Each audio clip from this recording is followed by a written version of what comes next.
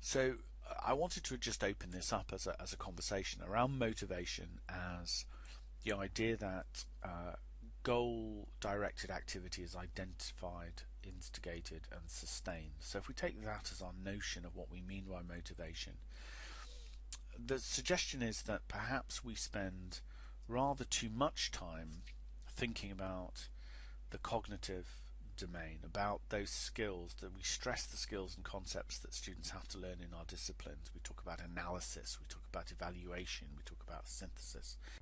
And the affective domain, which involves concepts like interests, attitudes, appreciations, values, and emotional sets and biases, that we should really consider the affective domain, because this is what determines students' motivational profile.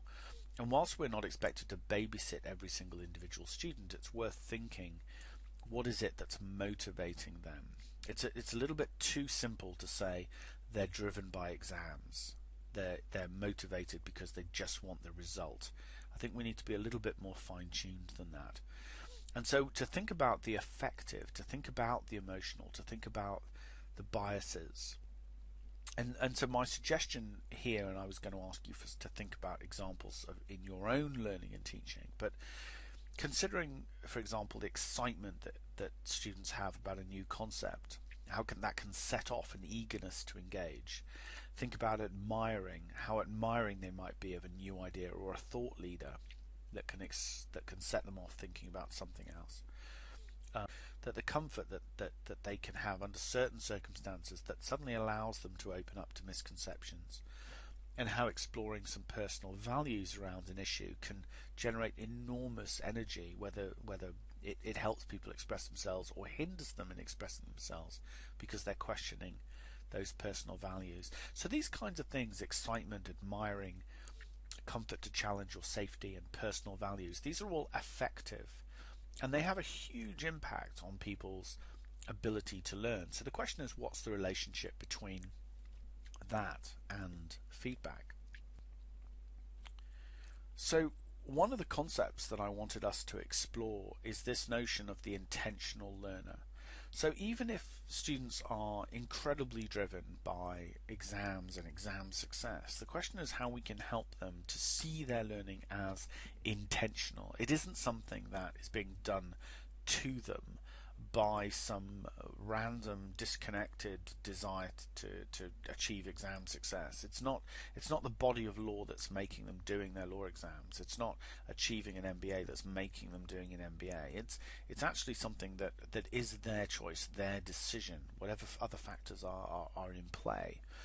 And therefore we want to raise these aspects of intentional learning, the notion of self-awareness about the reason to study, the understanding of the process itself, its incremental nature, and the ability to look ahead at how the practicalities of what's actually being learnt might actually apply itself in the future.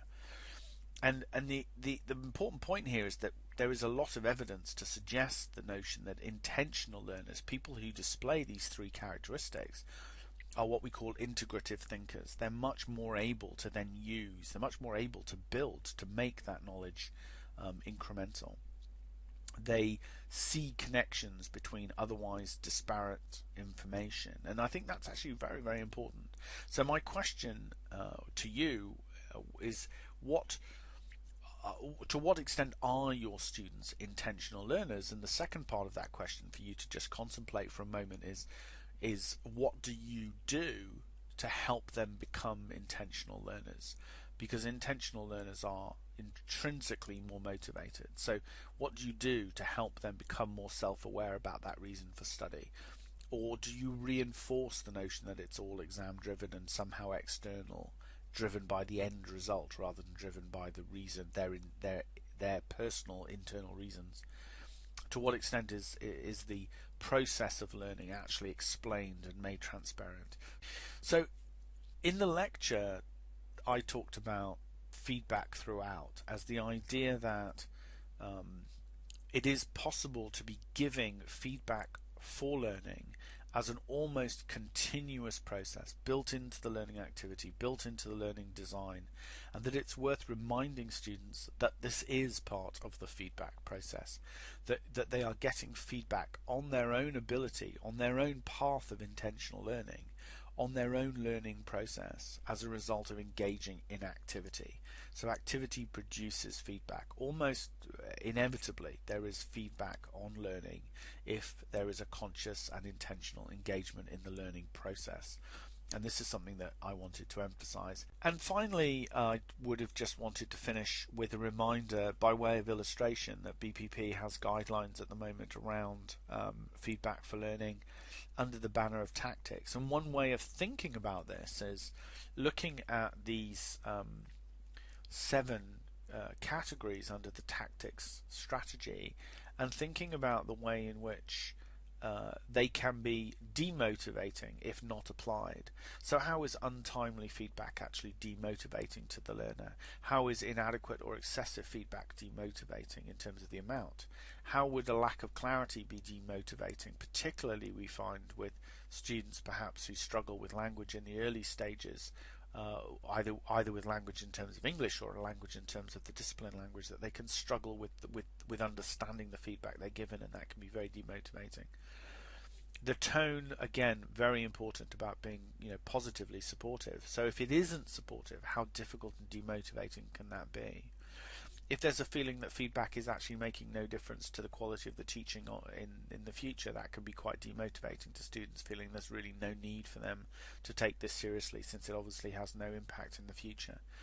The idea that it doesn't seem to relate to anything, it doesn't seem to relate to learning outcomes, it doesn't seem to relate to assessment criteria, and perhaps is often not specific, is quite vague. So where these guidelines aren't met, I think we can say that feedback can be very demotivating.